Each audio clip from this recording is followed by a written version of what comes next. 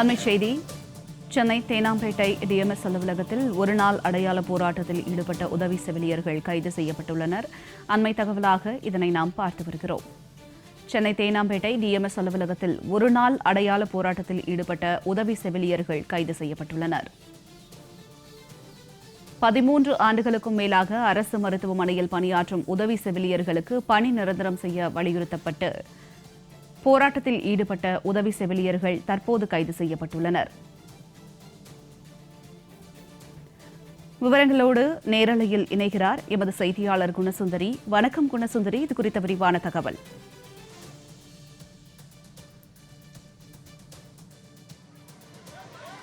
வணக்கம் ஜனனி. சென்னை தேனாம்பேட்டையில் உள்ள ஏஜிடிஎம்எஸ் அலுவலகத்தில் பல்வேறு 100க்கும் மேற்பட்ட மருத்துவ பணியாளர்கள், குறிப்பாக அரசு ஆரம்ப சுகாதார பிரிவில் பல்நோக்கு மருத்துவமனையில் பணியாளர்களாக பணிபுரிபவர்கள் தற்பொழுது 100க்கும் மேற்பட்டவர்கள் பல்வேறு கட்டங்களாக போராட்டத்தில் ஈடுபட்டு வருகிறார்கள்.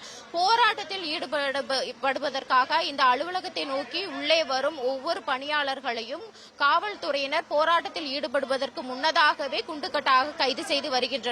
அது மட்டும் அல்லாமல் நாம் இதனை எடுக்க வரும்பொழுது, அதாவது பிரசிங்கை இதை ஒளிபரப்பு செய்ய வரும்பொழுது அவர்களையும் தடுத்து இங்கு போலீசார் அராஜகத்தில் ஈடுபட்டு வருகிறார்கள். அந்த காட்சியை தான் நாம் தற்பொழுது பார்த்து வருகிறோம்.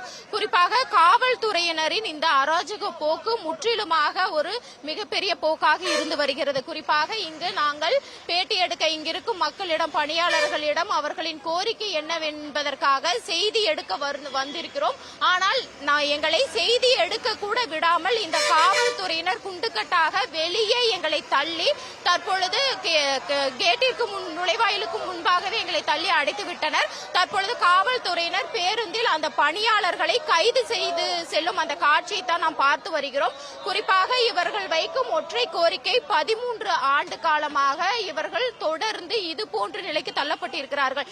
இவர் அனைத்து பேரிடர் காலங்களிலும் இது போன்று ஒரு பணியாளர்களாக பணிபுரிந்திருக்கிறார்கள். குறிப்பாக கொரோனா காலத்திலும் சரி, வெள்ளம் ஏற்பட்ட காலத்திலும் சரி இவர்களின் பணி என்பது சிறப்புமிக்க பணியாக இருந்திருக்கிறது. குறிப்பாக இந்த 13 ஆண்டுகளாக இவர்கள் ஒற்றை கோரிக்கையாக பணி நிரந்தரம் என்பதை முன்வைத்து பல்வேறு முன்னெடுப்புகளை எடுத்திருக்கிறார்கள், பல்வேறு போராட்டங்களில் ஈடுபட்டிருக்கிறார்கள்.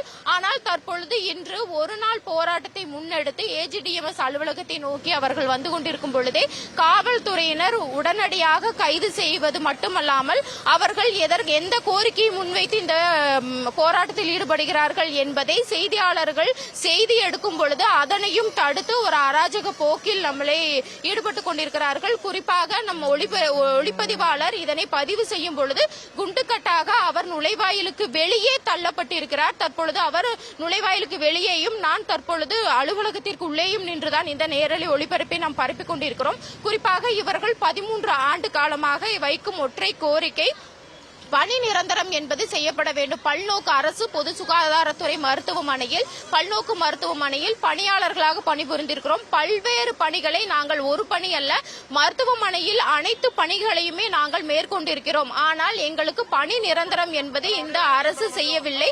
குறிப்பாக போன முறை இந்த திமுக அரசு ஆட்சிக்கு வருவதற்காக வாக்குறுதியாக இவர்களுக்கு கொடுத்திருக்கிறது. நான் நிச்சயமாக ஆட்சிக்கு வந்தால் உங்களின் கோரிக்கையை நிறைவேற்றுவேன் என்று வாக்குறுதி கொடுத்திருக்கிறது. ஆனால் அந்த வாக்குறுதியை நிறைவேற்றவில்லை என்று தற்பொழுது அவர்கள், அந்த பணியாளர்கள் போராட்டத்தில் ஈடுபட்டார்கள். ஆனால் போராட்டத்தில் ஈடுபட்டவர்களை குண்டுக்கட்டாக கைது செய்தது மட்டுமல்லாமல் ஒளிபரப்பு கூட, அதாவது ஊடகம் இதனை ஒளிபரப்பு கூட செய்யக்கூடாது என்று இங்கிருக்கும் காவல்துறையினர் அராஜக போக்கில் செயல்பட்டுக் கொண்டிருக்கிறார்கள். ஜனனி,